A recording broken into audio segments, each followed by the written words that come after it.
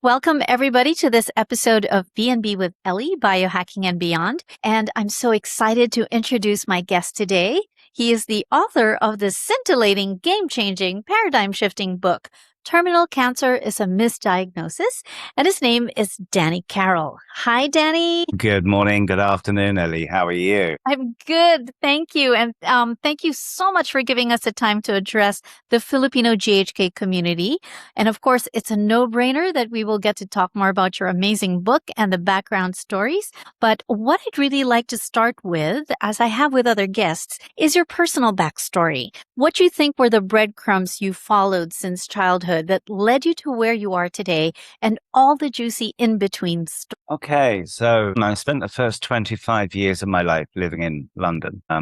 My dad's Irish, my mum's English, but I grew up in London, which is why I have the Irish spelling in my name. I've been in India for 28 years. I came to India on a 6-month posting, and I've been here ever since. My cousin carried out our family tree and discovered that for the last 300 years, one of my family has moved from the UK. Every third generation has moved from the UK to live in India, and I'm the third generation again. So there's an element of karma involved, I believe. And on reflection, I mean, we know how hostile the West is to Dr. Hummer and his medical discoveries. So with the benefit of hindsight, I never could have done what I've done in terms of nearly 2 decades of medical research if I was not living in India. So my guess is that there's a reason I'm here. So things the pieces of the puzzle sort of start to fall into place. But my journey of studying health and wellness and looking for the holy grail of health and wellness didn't start until I was in my early to mid 30s. Up until that point, I was just a average dude, following life and doing things that everybody else does. But in 2004, 2005. I had a friend in Bombay who was diagnosed with cancer, and she couldn't afford cancer treatment. So I ran a marathon to fund her treatment, and she was delighted at the time.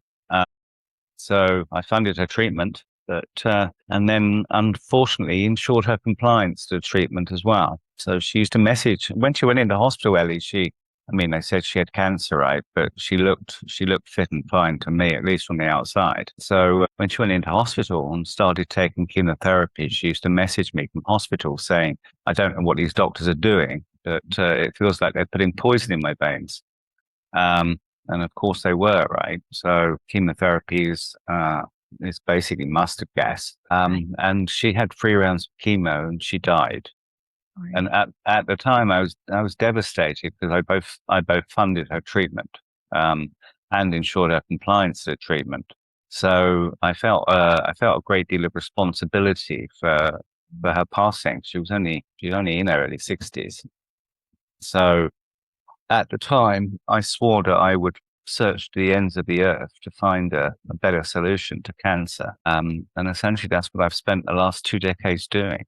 Yeah, that's amazing. Thank you, Dr. Gosh. Here I go again. Calling you Dr. Danny. You might as well be, right, with the kind of work that you do. I went through the same thing. I actually also participated in one of those marathon runs to fundraise for a relative who was suffering from leukemia at that time. And what I wanted to ask was, what cancer did your friend have? Honestly, Ellie, I don't remember. I mean, it was metastasized something, multiple location. I really don't remember what type of cancer she had. Gotcha. And is this the time that you found GNM GHK, or how did that come about? Oh, no. It took me 7 or 8 years of searching. When I started on my journey, I studied everything that had a promise of a solution. So I spent, I think, the best parts of 10 years studying nutritional healing. I studied bark flower remedies, which is an emotional healing system from the UK. I studied energy healing. I studied spiritual healing. And I got up to, if you go online, you'll find I did a TED presentation on nutritional healing, I think in 2010. But I got all the way up to 2012. And by that point, frankly, I wasn't convinced that I'd found the answer to anything. So I continued my search, but my direction changed dramatically in 2012 when I had a cathartic healing experience. What happened in 2012 for about a 6-month period, I had golf ball sized knots in my muscles, and I could barely walk. And I was in physio, and what the physio does when you have knots in your muscles is they use their elbows to iron out the knots, which is excruciatingly painful, and basically bruises your muscles and everything. And I'd go into physio, they'd iron out these knots, and I'd go back 2 days later and they'd all come back again, right? So I was on like this excruciating merry-go-round for about a 6-month period. I had a very interesting challenge in my life at that point in time, Ellie. I had split up from my ex-wife in 2011. I was in a new relationship with an American diplomat, and she was posted. Her first posting was in Bombay, and her second posting was in Santiago de Chile. So we'd agreed when we started dating that when she left India, that we would go our separate ways, because obviously nobody has a long distance relationship between South America and India, right? I mean, that's insane. So it got to the Friday evening before she was due to leave, and we had a major problem, that because we had this relationship of no expectations and no commitment. I mean, it was just a really super fun relationship, and by the time it was due for her to leave, we'd become soulmates, basically, which then made it impossible for us to terminate our relationship. And so we sat down on the Friday evening before she was leaving, and we agreed that we couldn't terminate the relationship. So we said, okay, let's try this ridiculous long distance relationship between South America and South Asia, which is insane. But anyway, we had no choice. And when I woke up on a Saturday morning, all of the knots that had riddled my body for the previous 6 months and up until that discussion, basically, it all just magically disappeared. Yeah, it was crazy. I mean, and at that point in time, I didn't really know why the knots had come, and I didn't really know why they'd gone. All I knew was that the only difference between Friday night and Saturday morning was the fact that my girlfriend and I decided not to terminate our relationship. So I had a hunch that that if what I had learned from that experience is the power of my mind to both cripple me, essentially, Right. and give me back my health at the snap of my fingers just by solving a life problem. So I was planning to do a PhD, to take some time out, and I had a suspicion that there could be a similar connection between the mind and cancer, in the way that there was this connection between my mind and these knots. So I was looking for a university that had a medical specialization and a psychology specialization, and I was planning to build a bridge between them to explore this mind-body connection. And in the process of looking for that university, I found Dr. Hummer. Yeah. And here's the thing, because I'd already spent many years studying many alternative modalities. And what I'd learned, Ellie, is that with alternative modalities, the more value there is in the modality, the more vitriol you find online. You can work that out for yourself, right? But when I started researching Dr. Hummer, I'd never seen so much vitriol online, right? And I'm like, wow. I mean, there's got to be some real value under the hood of this one, right? Because it was extraordinary, the amount of vitriol I found, anti-Semite and murderer and all of these things, right? So I'm like, wow, this has got to be really good, right? All the more I should look into this. Two questions, Danny. One is there's something about us Filipinos we call marites, and we want to know stories behind love stories and all. Are you still with this lady? And what happened with that? Did you go and reunite with her where she was? And the second question is, were the knots just in the legs or were they everywhere? Question number one, that wonderful human being is now my beautiful wife. Yay! We got married on a beach in Mexico, on a beach called Tulum, which is just the most beautiful part of the world you can ever imagine. Fabulous. So when we survived the Chile posting, I said, okay, if we can do Chile, then we can do anything, right? So we still have I'm still based in Bombay in India. My wife shifts around to different places every 2-3 years. She's currently in Dublin, so I sort of split my time between Dublin and Bombay. So yes, and she's still my soulmate, Ellie, as well. I have It, this se- big smile. it seems that nature knows best, right? So Yes. it is. This is the most.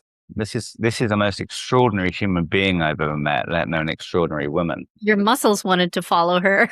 Ah, yeah, You know? and the second question, no, they were not only in my legs, they were in my calf muscles, they were in my thighs, they were in my arms, they were in my back. I mean, literally, my body was riddled with these golf-sized knots. So yes, it was everywhere. And did you get to investigate that particular biological program when you finally discovered Dr. Hammer? And was that like a light bulb moment for you because it was a personal experience? I have my belief is that in the same way that the adrenal gland basically will reduce your stress Cortisol. hormones Mhm. when you're going in the wrong direction in life. I think that I haven't discovered the exact biological program that Dr. Hummer would attribute it to, but it was in line with the adrenal cortex, with Interesting. some motor element. And I firmly believe that it was nature trying, because I was in the process of ending the relationship with my soulmate. So I firmly believe that nature was trying to slow me down from running in the wrong direction, basically. So yeah, I mean, and it just resolved overnight. So it was quite an extraordinary experience, and that's the what I learned from the previous years that I'd been studying various modalities is, I mean, when you study nutritional healing, you're looking at detoxing the body, and when you're looking at bark flower remedies, you're looking at the mind. I mean, you're in all of the right areas, but the problem is you don't actually get the true results until you look at our biology as an integrated and holistic system. So in the same way, the mistake that conventional medicine has made is by carving up specializations. You can't look at the mind independently and the body independently and study them separately as separate instruments. I mean, Right. it's an integrated system.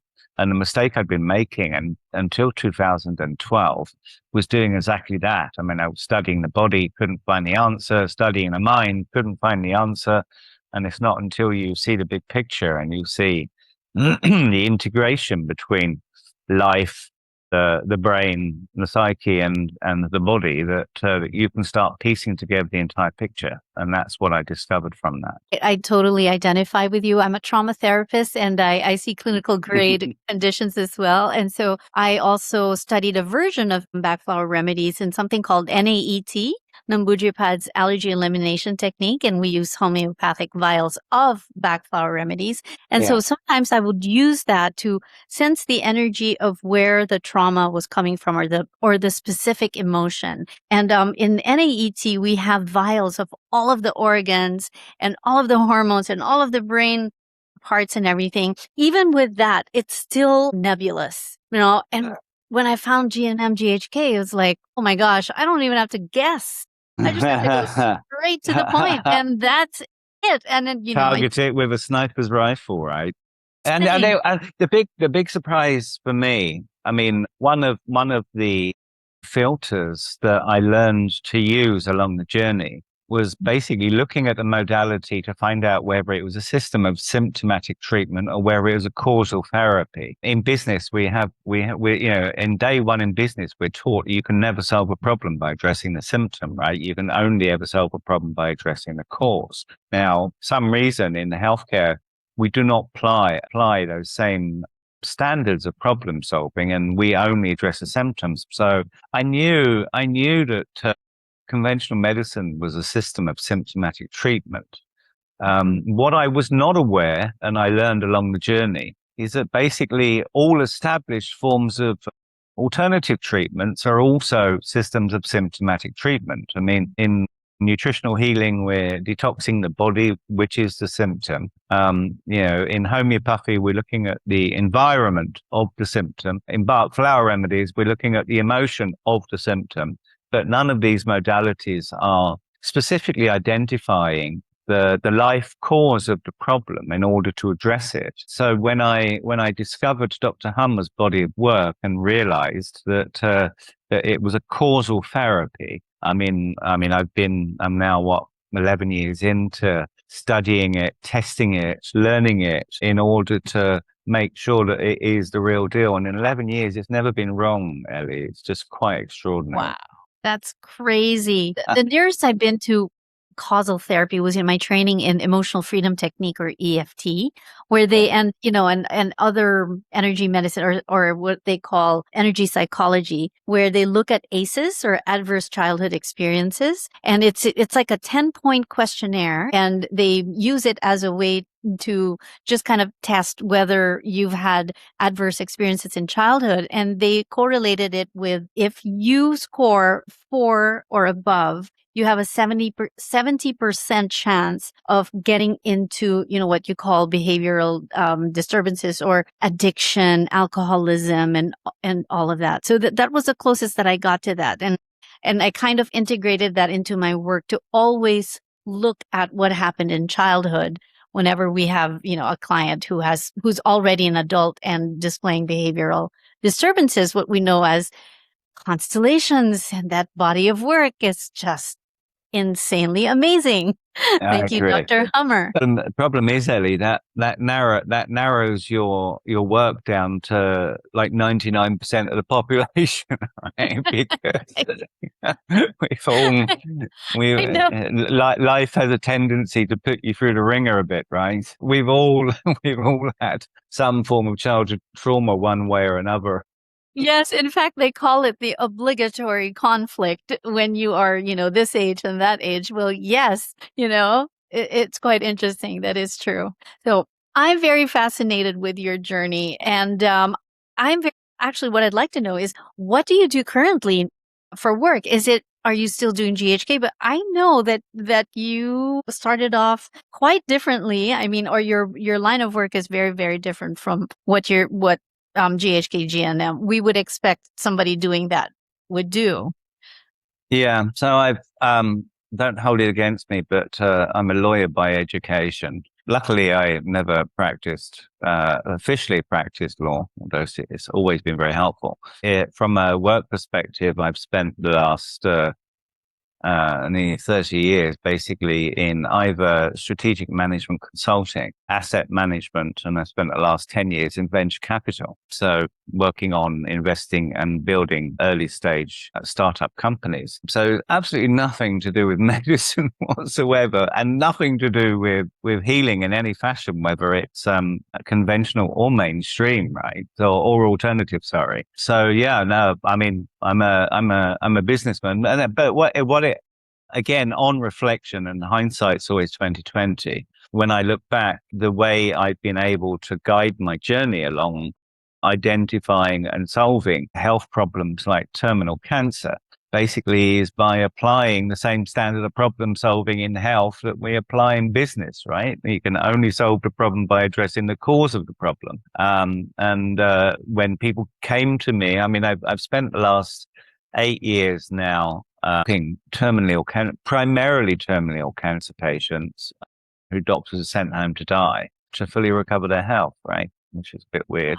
Most have been either late stage or terminal, simply because, I mean, if you look at it, right, I mean, if you get a cancer diagnosis, are you going to go to Johns Hopkins leading oncologist in the US, or are you going to go to some random venture capital investor who helps heal terminal cancer patients as a hobby? So yeah, it's a no contest, right? So basically, I've been a last resort for people to come to in situations of desperation. And it's been an extraordinary learning curve for me, right? And the reason why my book, Terminal Cancer, the Misdiagnosis, is targeted, why I've targeted specifically at terminally ill cancer patients, is because in my experience, it's the only really homogenous group of people who have the ability and the sort of the eyes to see and the ears to hear. What happens, I mean, unfortunately, we don't change until we're on the precipice of destruction. And when doctors send people home to die, if they're not ready to die, they will search the ends of the earth to find a solution, and they will listen, right? Because they have no other choice. So when people get to that situation, then I mean I can break through their diagnosis, and they're listening to me, right? I mean, otherwise, if somebody comes to me with what they call an earlier stage diagnosis, the discussion is always, shall I do chemo? Shall I do surgery? I'm like, everybody's path to healing is different. You do what you need to do. If you survive the treatments, feel free to come back. So I specifically targeted this book, which is essentially an introduction to Dr. Hummer's medical discoveries, and I specifically targeted at terminal cancer patients because they're pretty much the only people I've discovered so far that would have the ability to absorb it, and Right. that's why I did that. Right. And I do have GHK consultations, and some of them are terminally ill or stage 4 or different cancer patients of varying stages. What I find very challenging, and I would like to pick your brain about this, is how do you manage the healing phase where there's, blood and purulent bacteria and all of that, where it looks so scary and it looks like they're going to die, and it can cause a disfigurement conflict, but it's basically to just tell them that you have to let nature's process and wait for it and be patient. But have you encountered that, and how were you able to sort of attenuate the fear around that? So yes, I have on many occasions, and what I found is that all you have to do in any situation is, number one, explain the journey of what's going to happen. First, this is going to happen, then this is going to happen, then this is going to happen, so that you prepare people for what's going to come. Explain to them. So if they've had a lung cancer diagnosis and they start coughing up blood, or they start coughing up pieces of alveoli and mucus and all of those type of things that happens when the lungs are healing from lung cancer, for example, all you have to do is you have to explain to them that this is what's going to happen. This is why it happens, and this is nature's design. There is nothing to be scared of. Same, I mean, people if they've had a colon cancer diagnosis, obviously when they start passing blood in their stool, then they freak out, right? Now they freak out because they don't understand nature's design or nature's process. They don't realize that, bleeding blood in your stool is essentially no different to when a woman has a menstrual cycle and bleeds from her vagina, right? I mean, it's just tissues being added and tissues being removed. When you can explain that to people in simple terms, and you can impart the knowledge to them of exactly what nature is doing, then you remove the fear out of the process, because number one, they expect it to happen, and when it happens, they understand why it's happening, and when they get to that point, they can pretty much peacefully go through the process. I mean, of course, there's some pain and inflammation and all of those, or whatever. I mean, I can guide most people to downgrade or switch off pain. So I help them to manage the symptoms, and then support the process with things like Dr. Hummer's healing music to downgrade the healing crisis, and to get them through the healing process, to expedite it as quickly as possible. And the combination of knowledge and things like Dr. Hummer's healing music, you can really achieve amazing things. Absolutely. Thank you so much. I do all of the above, and I love Mein Studentin Mädchen. It's like one of the things that I just give, you need to listen to this now. I sleep at nighttime with it, Ellie, right? So Wonderful. Yes. I mean, it's free healing. Yeah, I mean, I'm sure I've got some. I know I have because I've seen my brain CT scan, right? But so I know I've got some fairly heavyweight conflicts in the territorial areas in my brain. Me too. So I sleep with it just to help downgrade those conflicts, just to reduce the chance that if I ever resolve any of it, it's not going to take me out. That's right. Same. I do have a couple of consolations. I love your analogy about, a woman's menstruation. It's kind of like the same thing. What I usually say is, hey, we all came from tumors. Pregnancy, the birth is an epic crisis and it looks ugly. It's bleedy and it's mucousy and all of this stuff. But, it's part of a biological program, much like what you're going through. And if you can accept that you came from that, then you should be able to accept that cancer's healing program will include the same kind of pain, the same kind of, bleedy, mucousy kind of program, right? So it's part of life. Yeah, I mean, when you explain to people how tissues added and tissues removed, or tissues removed and then tissues added, and what causes it and why it happens. I mean, particularly I know in a first meeting with somebody who's received a terminal diagnosis, essentially in that first meeting, what I have to do is I have to pull them out of the death trance that doctors have put them in, right? So if I know in that first meeting, if I can successfully snap them out of that death trance, and I can connect what's gone on in their life and connect it to the health challenges they're facing and guide them in terms of what they need to do to either downgrade or resolve those conflicts. If I'm successful in breaking that death trance, they won't die. If I'm not successful in breaking that death trance, then they will die. And I've had experience of both. So I know immediately whether I'm going to be able to help somebody or not. I do too, actually. It comes with Yeah. implicit knowledge and experience, and somehow we're able to read the situation based on Absolutely. Yeah, for sure. Yeah. Danny, did you ever meet Dr. Hummer? Did you ever have the privilege of learning from him? And I know you also learned from Ilsadora Laker?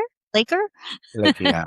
Yeah. I did not personally meet Dr. Hummer. I had a number of email exchanges with Dr. Hummer, and in fact, one of the promises that I made to Dr. Hummer before he sadly passed was that I would help to translate his books into English. Now, I spent about 2.5 years. He's got a book on breast cancer that's like 115,000 words long, and it's like a 600-page book on breast cancer. And I spent about 6 months, about 2.5 years with a group of four translators, basically translating that to English. I don't know what happened, but I got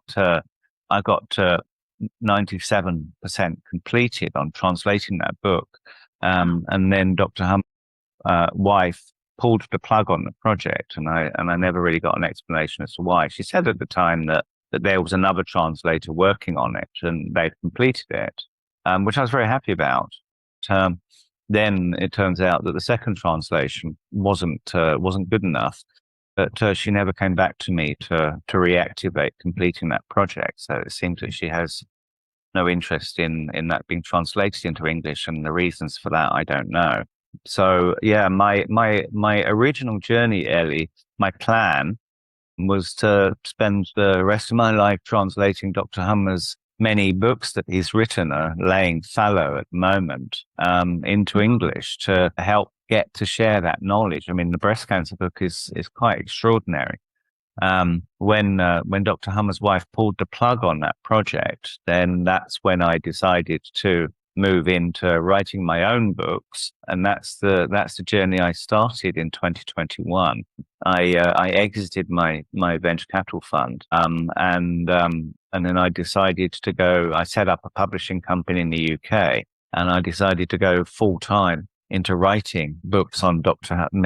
Hummer's medical discoveries. And my objective now, I mean, you and I both know that seeing Dr. Hummer's medical discoveries, I mean, can be a very, very challenging journey. I mean, I've been on this for 11 years, and I honestly feel like I've barely scratched the surface. Right? I mean, there's still so much more to learn. But the vast majority of our population is not, if you get a cancer diagnosis, are not going to spend 11 years to try and work out how to solve a problem. Right? So the sad thing is that to the vast majority of the population, Dr. Hummer's medical discoveries are not accessible. So my plan is the first book that I published, Terminal Cancer and Misdiagnosis, that's an introduction to Dr. Hummer's body of work. But I'm planning to now follow that with a 500 plus book series, which will be one book on each disease. And the idea is, here's my learning. When I wrote Terminal Cancer and Misdiagnosis, I wrote and rewrote that book. I lost count like 6 or 7 or 8 times, right? So what I did is I wrote the book. I first wrote it in 21. I then sent that out to thousands of people to get their brutal feedback on the book, right? And then I got truckloads of it, right? So I even had one medical doctor that I sent it to, who just replied in all caps on an email that said, "Do not publish this book." So then I took that feedback and I rewrote the book, and then I sent it out to thousands of people again, and then I brought it back, and then I took the book, and the primary objective of that book basically is to ensure that anybody with no prior knowledge of medicine or no prior knowledge of GHK or GNM could pick it up, read it, understand, and absorb it, right? And the objective of that book was to create enough interest to make people to want to look for more information. But if you look at our society and the disease process, basically most people will have 1 or 2 major health problems, right? I've got breast cancer, or I've got chronic eczema, or IBS or ulcerative colitis, or some problem like that. So what people essentially need is the ability to pick up a book that will take them ideally less than an hour to read, that will give them the cause of their problem and how to solve it, right? And written in a way that anybody with a 5th standard education can pick up the book and read it and understand it and action it, right? So I'm in the process of we're in the end of Breast Cancer Awareness Month, right? So this is my book on breast cancer. Awesome. Yeah, I wrote a book. This is a book on testicular cancer. This is in memory of Dr. Hummer, Yes, right? Dr. Hummer. This is my book on atopic dermatitis. And I've got one more book at the moment on IBS and ulcerative colitis. Now, if you go to my website, which is danny-carroll.com, there's a tab on there called The Healing Tribune. All of these books are available to read for free. I took a decision that this information is life-saving, and it's not correct to put them behind a paywall and then make them inaccessible to people who do not have the resources to buy and read it. So these are 4 books, and the balance 500 books in the series will all be up on my website and available to read for free. The magic, this book, Terminal Cancers and Misdiagnosis, I never could have got this book. I mean, this book was awarded the gold medal in the 2023 Global Book Awards in the category of medical books, right? Now, honestly, Ellie, I never could have got this book to the standard that I got it to without the inputs of thousands of people. So what I learned from that is that not only does this book benefited from that process, but all of the books need to benefit from that process. So I'm in the process of developing the technology to facilitate a GHK collaborative book writing community. Okay. Wow. So to write these 500 books. So these books, I would expect these books will be the future books of healing, the future books of medicine, whatever you want to call them. And I mean, each of these books, I mean, it's like a little Reader's Digest, right? So it's a little thin book, 60, 80, 90 pages, so you can read it in a short period of time. So in this collaborative book writing community, here's the challenge, Ellie. We have 500 plus books to both write and market to 8 billion people, right? So if you look at the complexity of the challenge, both writing 500 plus books in itself is going to be a challenge. And then marketing 500 books to 8 billion people, all have different diseases and stuff in itself is going to be a huge challenge. So what I'm setting up is all of these books, right, are being written under what's called a Creative Commons license. Okay. Now, what that means in practice is that anybody can take this information, right, and make their own book and then market the book in their own name. Okay. So the plan is to build in this collaborative book writing community to get as many both GHK practitioners as well as people who are not familiar with the subject, right, to come in and write these books. Okay. And then take these books and build their own author brand. Okay. Now, to write a book and publish it, and if you want to do it right, typically will cost you more than $50,000, right? Which I discovered recently, and that would be beyond the means of the vast majority of both GHK practitioners and the community. So what I'm doing is by making these books available to people. So people come in, contribute, they help, they write, they edit them. And then once the book is being completed, everybody can take away a copy of their own book. And instead of having Danny Carroll written on here as the author, then Ellie, your name is on here as the author. And what this does, what I've also discovered recently, Ellie, is that when you've authored books on a subject, what happens is it gives you, in the perception of the world, greater authority in the subject. Okay. So if we can get lots of GHK practitioners to come in and help to write the books and then take away the books and build their own author brand. So if you have somebody who comes to you with breast cancer, all you do is say, oh, okay, firstly, read my book on breast cancer. So your name is down here as the author. Okay. When your client has read your book on breast cancer, number one, they will be, number one, they'll understand the cause of their problem and how to fix it. And number two, they will come to you as an authority on the subject because you are the author of the book, right? Now, if we can get hundreds or thousands or tens of thousands of people, okay, with these books as the author of the book, they'll be community written and community marketed.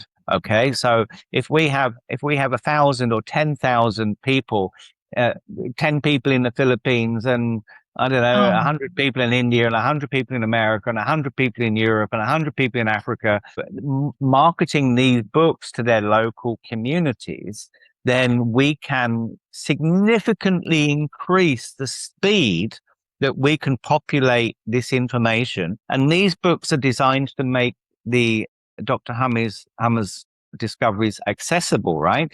Anybody with a fifth standard education can pick these up and read them, understand and absorb them, which is why even in the community, we need lots of people with no knowledge of the subject. Number one, they'll learn the subject.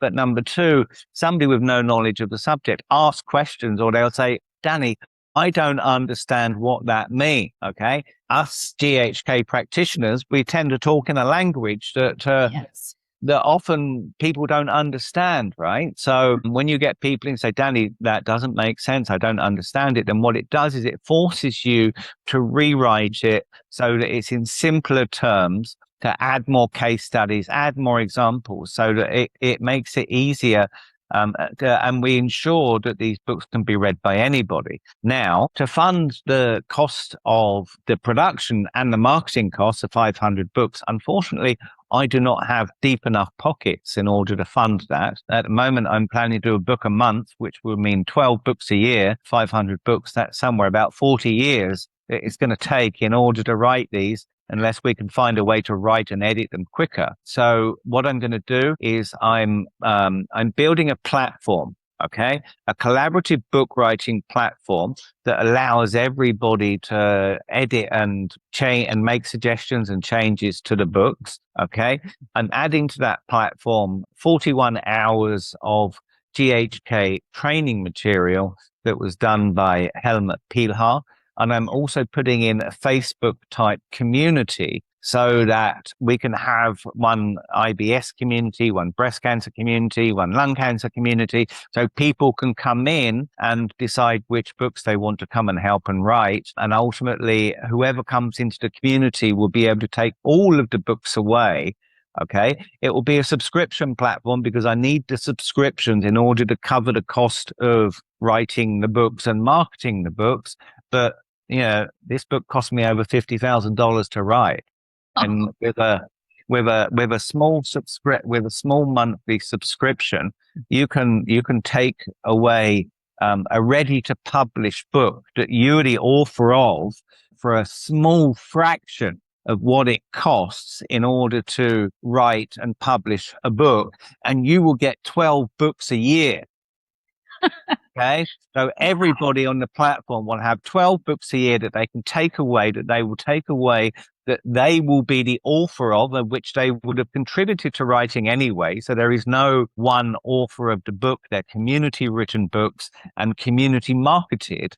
So if you're marketing your books in the Philippines and I'm marketing my books in Bombay, and we got one in Delhi and one in New York and one in London and one in every major city in the world, then we can get this information out to micro communities with far greater speed and efficiency and a much lower cost to the entire community.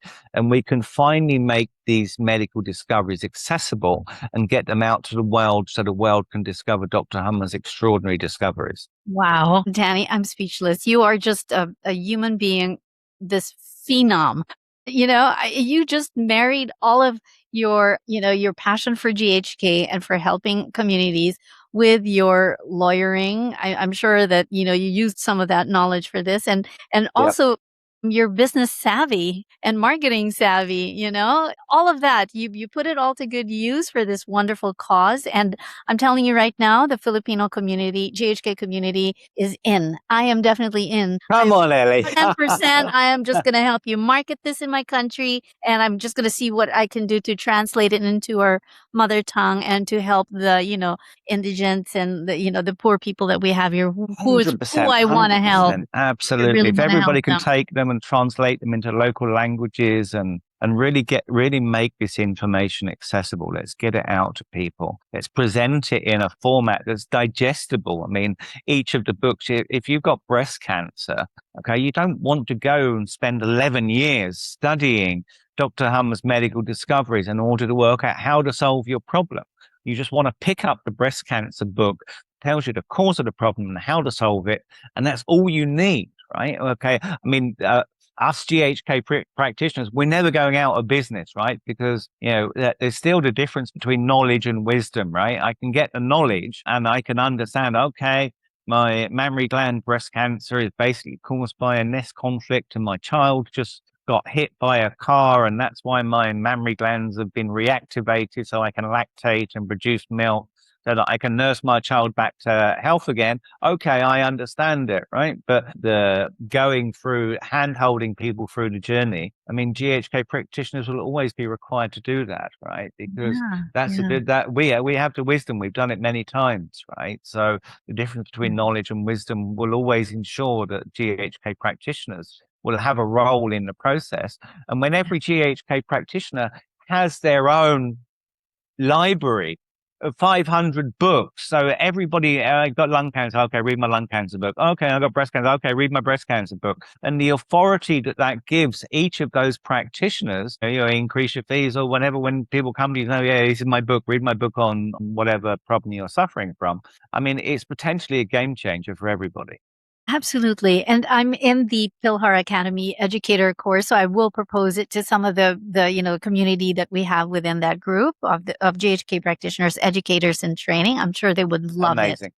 That'd I'm be sure they amazing. would really, really love it. So, wow. I mean, this is so amazing. I love what you're doing. And basically, you're saving our lives, because Saved our lives. We just have to make his yes, discoveries yes, accessible for people, right? you That's did, but Dr. Hummer was, exiled and all of that because his work will change the medical paradigm as we know it. But basically, we're also putting our lives on the line for putting out this information. But then if it's spread to billions of people, well, they can't do anything because billions of people already know it. absolutely correct. If this was taught Yeah. in schools, there would be no healthcare system, Ellie, right?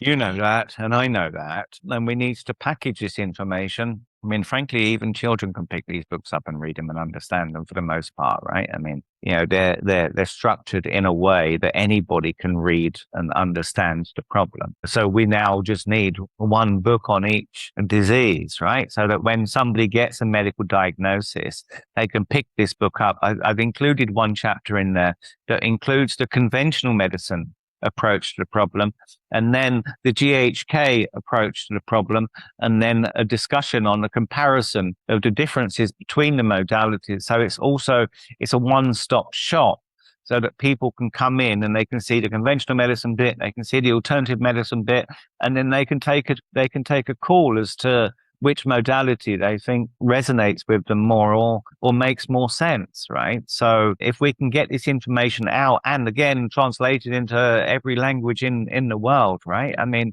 we can make an extraordinary difference in a relatively short period of time. Thank you in advance for changing the world as we know it. Of course, thank you, Dr. Hummer, right? But this year has really shown an explosion in the information of Dr. Hummer's work and with people like you. And of course, we know that there's some unfortunate events. We don't know what happened with the translating and all of that. I somehow see that as a blessing because Yes. ever since that happened, the information became more accessible, ironically. So maybe it had to happen, right? It had to happen, right? I mean, well, everything always happens for a reason, Ellie, right? I mean, and you don't, again, hindsight's 2020, right? You don't realize what's going on until you get to look back on it, right? But if I had have spent the rest of my life translating Dr. Hummer's work, which was obviously the original plan, then I never would have got on to project making those medical discoveries accessible, right? So now I moved on from that project and I'm just sitting there thinking, right, okay, what needs to happen here and making these discoveries, translating them into a very simple English, and packaging them in small bites so that if I have a breast cancer problem, if I first use GHK to solve my breast cancer problem, the next time when I get a lung cancer problem, what am I going to do? I'm going to go back to GHK to use GHK to solve my lung cancer problem. And I'll keep coming back. And as I keep using it for solving problems and reading one small book at a time, then over time, as my experience grows, my personal experience of using this modality in order to be able to heal myself, which obviously is the only way that people can heal, and then over time we'll build up a small army of people that will be through word of mouth recommending this to friends, family, etc., and maybe after a period of time we can make a significant impact with this. I tell you, your book is like, it's like my brochure. Every time I have a client or anybody asking about GHK, GNM or coming for a consult, I'm always like, you gotta read this book. It's only $2 on Kindle. It's a 2-hour read. It's worded in such a way that it's so easy to absorb. You have really gotten that down pat, where you made it simple for second grader maybe to understand what's going on and to be able to consume it in a short amount of time. God forbid people sit down and read a book for like 5 hours. They want a 1 hour read. They want a 2 hour read, and that's it. And get everything that they need to get in that short time. You did a great job. It was hard. Actually really hard work, right? I mean, I spent 2 years rewriting a book, and the actual content of the book is still, I think, not more than 60 pages, right? So, I mean, the total book with all the front matter, back matter, everything is still sort of, I think, less than 15,000 words. So uh, I worked really hard to keep it as short and concise and to the point as possible, especially when people have late stage cancer diagnoses, etc. I mean, they don't have a lot of energy, right, in order to be able to start absorbing amounts of information. So, that's why I wanted to try and keep this short, and it seems I was quite successful at that. Two questions. You said you were going to translate Dr. Hummer's book. Are you fluent in German, and how or why?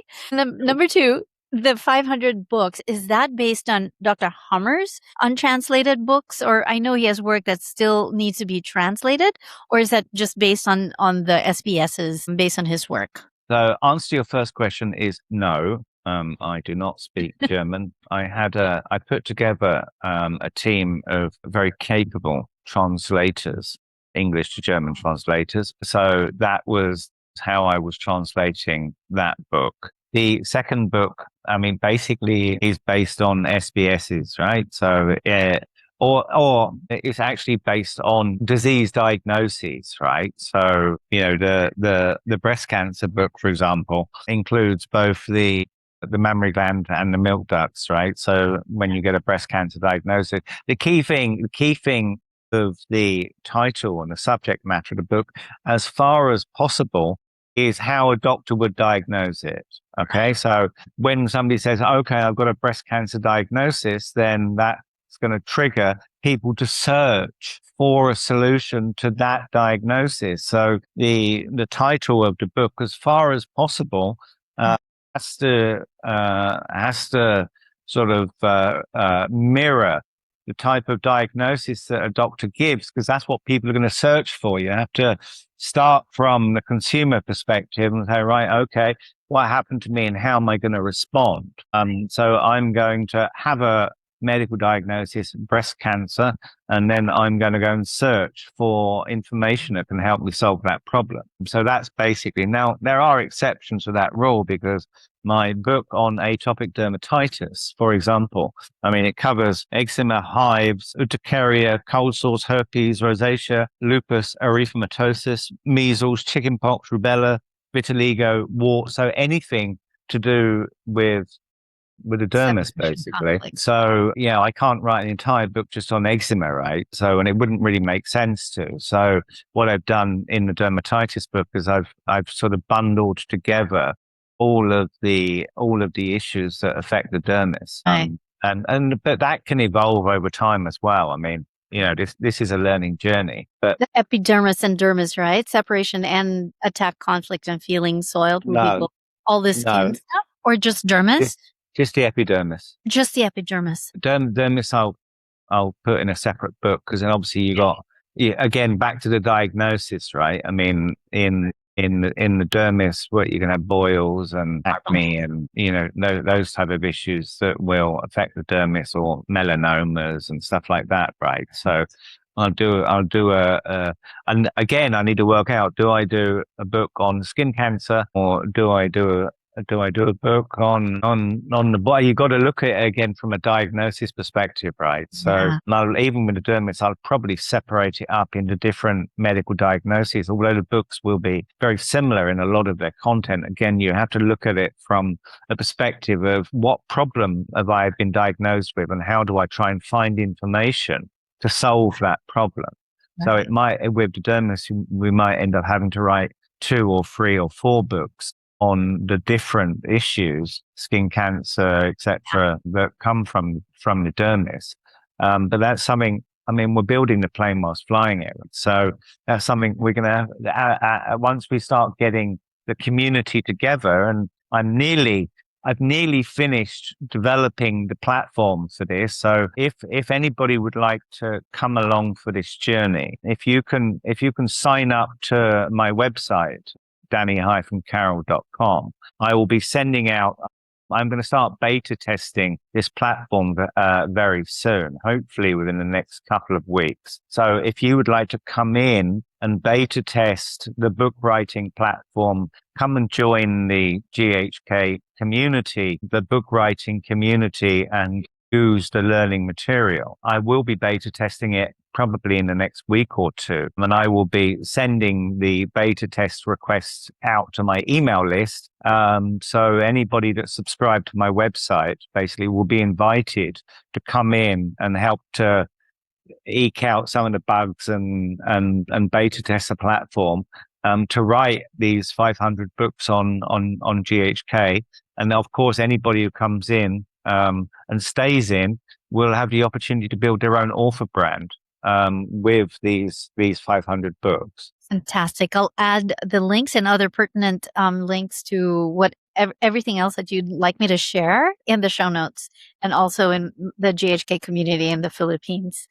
It's going to be amazing. And Ellie, when you sign up to my website, you'll get the opportunity to download a 400-page ebook, free ebook it's written by Bjorn Ebel.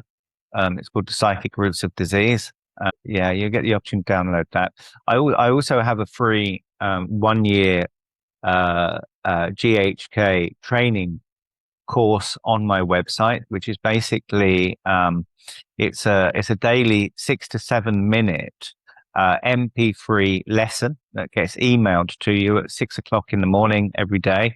And those lessons were recorded by one of my colleagues in India, Dr. CJ Verghese, who's been practicing in homeopathy for, I think, about 45 years and studying GHK since 2007. So he did a daily GNM GHK lessons in MP3 format.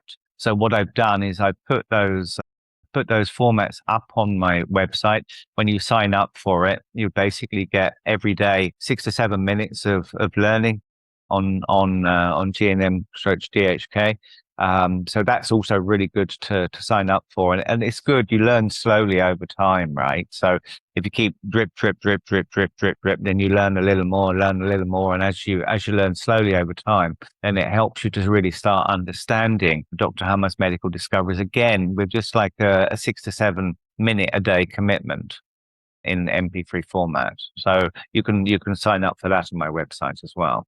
Thank you so much for that. And this doctor, does he have a website or information on how he marries GHK GNM with homeopathy? I practice both. We have homeopathy in the Philippines, and somehow 95% of my practice in homeopathy was set aside when I saw GNM GHK, but it's still my first go-to whenever a client needs some support. I go to homeopathy. So I would love to see if there are any cases that he has to share. So Dr.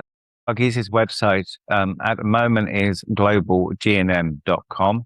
You can go and sign up for that. All of the voice clips are up. Or if you want to binge the voice clips, then you can just go to the lessons and you can just, there's 300 and 400 odd voice lessons up there.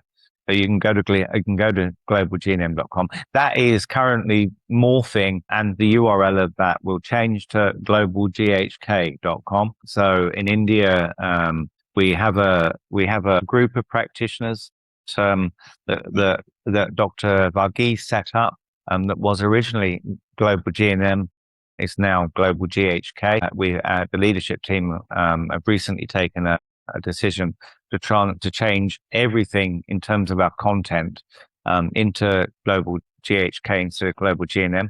We had one of the members of our group recently, because he was using GNM instead of GHK, basically had his offices raided. The advice we've given out, if you use healing knowledge rather than these people who raided his office came in looking for medicines, right? Because he was practicing Germanic new medicine. And when they came in, they're like, okay, where are the medicines? They're like, we don't use medicine. He's like, okay, why do you call it medicine if you don't use medicine? Which is a very valid question. So Yeah. we've strategically taken a decision in India that we will now only use healing knowledge and not new medicine, which is in accordance with Dr. Hummer's wishes anyway. So everything is in the process of being transitioned from GNM to GHK in India, and going forward, we will only use GHK. Okay. So Sound website will then be globalghk.com. not to be confused with GHK Global, in which I am a member with, Yeah. yes, with Andy and everyone, the English speaking word pretty much. So, okay, good. Noted. I will add all of those links. So I've taken so much of your time, and usually I already kind of know the answer to this. My final question is usually, if you had a magic wand and this magic wand clicked in this ideal world, what would that world look like for you? That world would look like Dr. Hummer's medical discoveries would be taught to children from the time that they could learn to walk or talk. The first thing, in the same way we teach children languages, they should be taught how their body functions biologically, what causes their health challenges, and how they can learn to fix it. If that was taught to us from the time we could learn to speak, and we grew up with it as an inherent part of our culture and our education, we would be living in a very different world where everybody would learn to heal themselves, and it would be quite a beautiful place, and we'd live in a place where there'd be no fear of disease, right? Which would, I mean, good for some, not good for all. I'm sure the pharmaceutical lobbying would disagree with this, but yeah, I mean, it's a great gift to humanity that Dr. Hummer has left behind. Now, all we have to do, Ellie, is really take that and make it accessible so that anybody with no prior knowledge of Dr. Hummer or his medical discoveries, when they have a negative health diagnosis, that we can create a small book for them and ensure that we have enough presence of enough people around the world to make sure that it can get to them when they need it. And that's the challenge we have going ahead, that I'm going to take on for as long as it takes to get these 500, 600, whatever number of books it is that we have to write in order to be able to make Dr. Hummer's medical discoveries accessible to the world so everybody can start learning them. Thank you so much. You're not alone in this endeavor. You have the support of the Filipino GHK community. I assure you that, Danny. Thank you That's so amazing. much. And we hope maybe we can have you again on the podcast. Maybe Oh, months yes, anytime, anytime. from- It would be an absolute pleasure. I mean, the terminal cancer book is just the first of 5, 6, 700 book series, right? Which Yes. so there's lots to do. I need all of the help and support that I can get. We need to build a small army of health freedom warriors who are going to go out there, and once we have these books in a form that can be distributed, that we get hundreds or thousands of GHK authors who can share this book with their clients and get these information spreading around to every corner of the earth. And if we pull together as a community, I think we'll be able to do that, and with some speed. I think so too. Thank you so much. This is going to be a lifelong collaboration with you, and hopefully Absolutely. generations to come. Yeah, I mean, I'm planning once we get up and running, I'm planning to do a monthly podcast call where we review the book written that month. So as soon as I get the platform ready, the first book we'll do is on IBS and ulcerative colitis. If anybody would like to join me, sign up to my website. I'll keep you posted. Hopefully the beta test will be in the next week or two, hopefully a week. I'm finalizing the platform for it now. Come along, come in, test drive, come and take the platform for a test drive during the beta testing.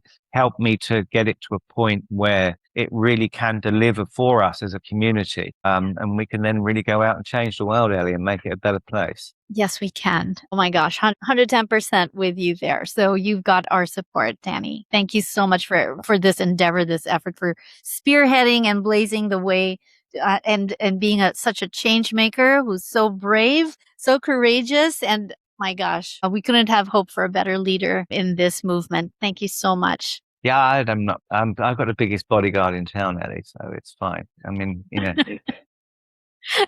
I'm very well. I should have died many times already, and I haven't. So, I know. Oh my gosh, you're so guided, so guided. it's a divinely guided journey, Ellie. Trust me. Divine. I mean, Yeah, every time I get to a place where I can't solve a problem, yeah, I mean, especially I'm building a tech platform, and I'm a complete luddite with technology. So I've had some major challenges to overcome, and each time I get stuck, the solution just falls into my lap. Right? It's been really quite extraordinary. Yeah, it gives me goosebumps. Right? It's been quite an extraordinary wow. journey. Maybe we should have another podcast episode just to talk about all of that and, to inspire people to Wow. just keep going, keep going. Keep going. Yeah, Absolutely. Yeah. I mean, we've got to get the truth out there and help people to really understand that it's only possible to heal yourself, and you can only heal yourself by addressing the cause of the problem, and there's no second option. exactly. Thank you so much. And, I was thinking about the SBSs, but what about constellations, right? Right now, my work is very much concentrated on constellations in adults and kids with needs, kids with different abilities. And if we had this in schools, if we Yeah. had this work in schools, it would help a lot to attenuate or to downgrade conflicts immediately so that these severe symptoms that we're seeing may be addressed with this information. Yeah. And we need a book on every constellation, right? I mean, the ultimately the community will have to decide the priority of the books that we write Yeah. based on its prevalence in society. So, I mean, we'll need a book on Dr. Hummer's work on Down syndrome, right? And we need a book on autism, and we need a book on, schizophrenia and bipolar. And Yeah. so these are all books that the community needs to cover. So once we start building that community and getting people together, I mean, we can decide which are the most important books to write next, and then prioritize the impact that we can make on the world as quickly as possible. And constellations, of course, also need to be covered. Yes, definitely. Okay. I'm definitely in that area. That's my Yeah, expertise. Yeah. Being in kids with needs and all of that. Because I've been using the modalities that I've been using for the past few years. But when I added GHK into it, my gosh, clinching. I mean, game amazing. changer, right? Game changer. Just I mean, amazing. I probably wouldn't start off in the early stages with constellations. I mean, frankly, I'm still work in progress in understanding, particularly the territorial area constellations, right? I mean, and that's what Dr. Hummer called higher math, and it's really not a simple subject to get your head round. So I would personally leave those till at least a little way down the line, at least understand the organ level and the major issues that we can help people understand to address. The territorial area constellations. I mean, that's a piece of work to really understand, right? I mean, Yeah. the course of conflicts and the stacking of conflicts, and I mean, Yeah. complex, right? Really complex. Yeah. Thank you, Dr. Hammer. My gosh, how he How collated did this he work this stuff out, right? 60,000 CTs, 30,000 patients. But you raise a good point, and that is why I had Andy on this podcast, and she is teaching constellations She is, because yeah, she did take it with Helmut last year, yeah, and then she is going to first teach a very basic knowledge of the five biological laws of nature in GHK, and yeah. then go into constellations and also form a community around that so that we can have an exchange of discussions and case studies and all of that. So that I think would be a good foundation before we kind of jump into constellation. That is the Yeah. deep end, right? That is a deep end. Yeah. Oh my gosh. I even find, what's funny, Danny? I find cancer so much easier than constellations. I'm like, that's easy, Yeah, piece of cake, Yeah. right? Constellations, my golly, I know. amazing. I, It is. Yeah. I've had some experience with constellations. I've had some success with constellations, but hey, it's a tough nut to crack. Yeah, I mean, it really is complex. Yeah, I mean, and I honestly, I still, and it's one of the areas I feel I still have an awful lot to learn. I mean, I'm still trying to get my head around the idea of stacking of conflicts and conflict, jumping with hormone changes and stuff. I mean, it Mhm. really is quite complex. So that's still on my to-do list to Yes. really sort of do a deep dive on and really sort of unravel and really get to a fundamental understanding of how the territorial area constellations work, Yeah. and how to the appropriate way to address them. I mean, I put Helmut's training material up in the platform. He goes through a lot of this, right? But when you listen to some of the case studies of the Dr. Hummer's case studies and Mm. why, I mean, there was one particular situation where a woman was in nymphomania constellation. Her husband is just allowed her to go and do whatever she wanted and whatever, right? And Helmer asked Dr. Hummer, why did you not get them to resolve the nymphomaniac constellation? Because he said, then she'd go into depression, she'd be miserable, he would resolve this problem, he didn't have a heart attack and die, and it's all a bad situation, right? And you're sitting there thinking, I mean, he's like 15 steps ahead. If this happened, this would happen, this happened, this would happen, this happened, this would happen. He would die, she'd be miserable, whatever, and that would be a disaster. You never resolve this problem. And I'm sitting there thinking, wow. I Yeah. mean, who would ever be able to understand 15, 20 steps ahead of exactly what would happen given a certain situation? And that's what Dr. Hummer used to do, right? And I'm sitting there thinking, wow, I know so little about this that, I just need to And stay away from these areas.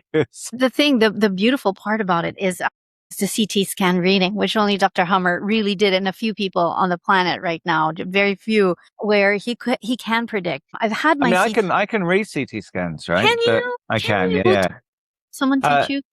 I mean, Ilzadora teaches the Sure. basic during the practitioner's course, which Mhm. I took in 2015, I think.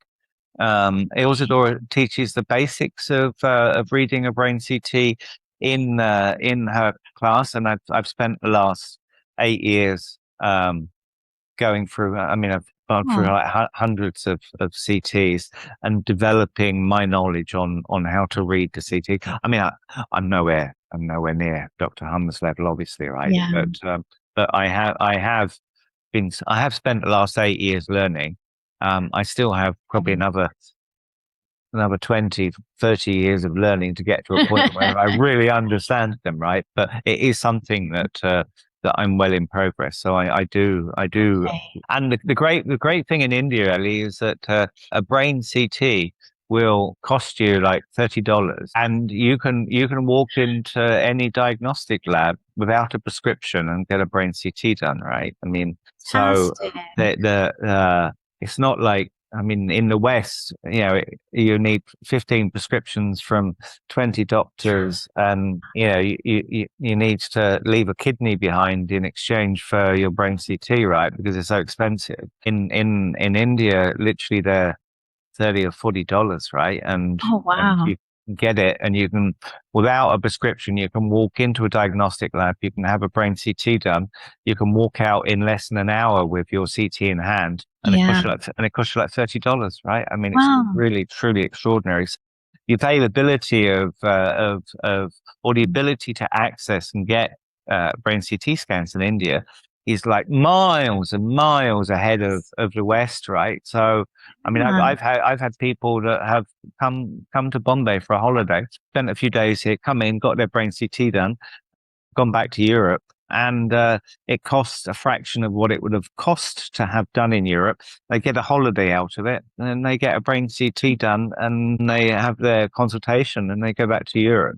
That's Um, so. s- Um, so truly, truly extraordinary. So it's yeah, it's it's something. about that. It's about $100 in the Philippines, and while we still need, a doctor to kind of write it out, it's pretty easy to get here still compared to the West. I mean, it's so insane the way they do it out there. But the CT, I had my CT scan read by a mentor in Croatia. You probably know who he is.